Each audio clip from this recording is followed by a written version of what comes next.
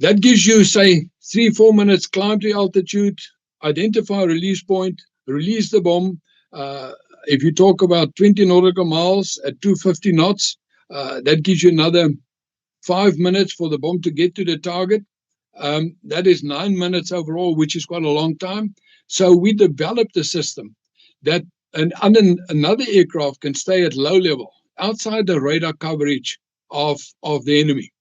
And after the bomb is released, the release aircraft immediately gets out of the way, immediately go down.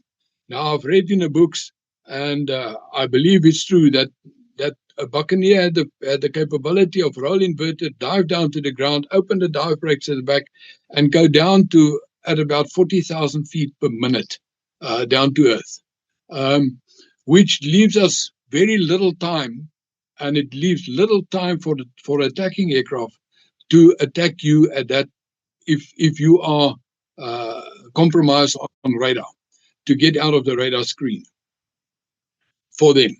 But that was a buddy mode that was developed.